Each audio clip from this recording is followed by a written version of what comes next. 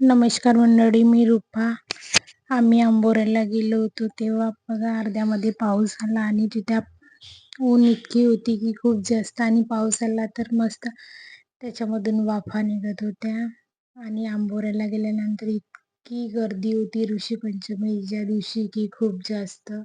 तिथे मग गेलो आम्ही, थोडा वेळ फिरलो वगैरे आणि मग तिथेच आम्ही झुणका भाकर वगैरे खाल्ली. घरून पण टिफिन वगैरे नेला होता, पत्ताकोबीची भाजी आणि पोळ्या. तिथेच मग आमची फॅमिली पूर्ण जेवण वगैरे केलं. तिथे आम्ही 10-15 जण होतो.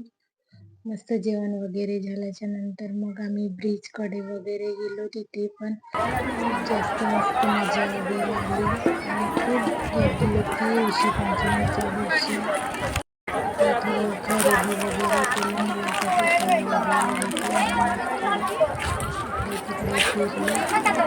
ब्रिजकडे वगैरे वरती वगैरे चढलो आणि मुलांनी वगैरे तर खूप मस्त मजा केली. पूर्ण मगाशी पाणी आल्यानंतर एवढे जण पूर्ण ओले वगैरे होऊन गेलो होतो.